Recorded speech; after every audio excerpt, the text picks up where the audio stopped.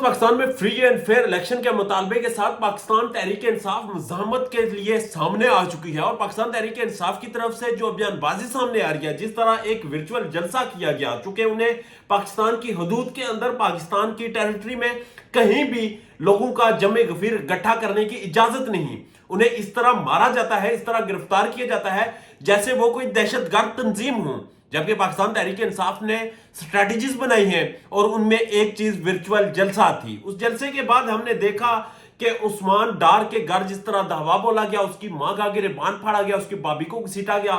उनके बंद कमरों में वीडियोस बनाई गई, उस्मान डार की तकरीर सामने आई, उनका बयान सामने आया। उन्होंने कहा कि वो जो इंटरव्यू था मेरा, उसकी हैसियत तो सारा पाकिस्तान जानता है। उसके बाद इमरान रियाज, जिसे 4 महीनों से ज्यादा दिनों तक अंदर रखा, उसे मारा गया, उसे तोड़ा गया, उसकी जबान बंद कर दी गई, उसकी जबान लड़खड़ाने लगी, वो सामने आया। उसने कहा कि अब फैसले पाकिस्तानी अवाम करेगी, फैसले वो कम चंद कमरों में बैठे लोग नहीं करेंगे। उसके बाद जब हमने देखा कि ये सारा माहौल बन रहा है, ये सारी चीजें जब हो रही हैं, ऊपर से बलूचिस्तान की तरफ से एक आपके पास लॉन्ग मार्च आ रहा है, आपके पास मुजामत की एक ऐसी सूरत पैदा हो रही है जिसे डील करने के लिए आपके पास वसाइल और अक्ल दोनों नाकाफी है। जबकि दूसरी जानब आप जिस तरह छापे मारे तो एक लतीफा जहन में आता है कि एक शख्स था जिसने अपने घर में, जिसके घर में डाकू दाखिल हुए उसे लूटने के लिए,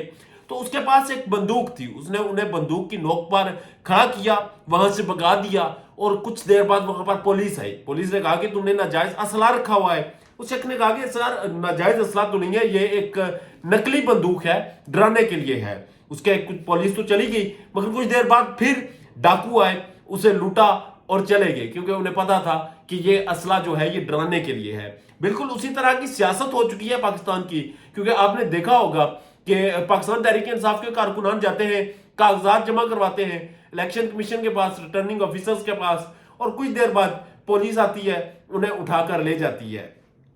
अब इसका कोई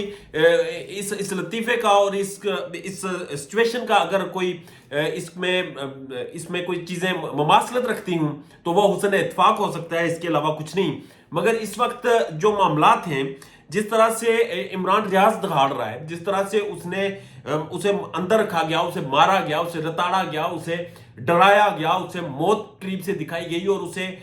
इस हद तक टॉर्चर किया गया कि वो बोल नहीं पा रहा था। उसके बाद वो बोला और वो दाड़ा,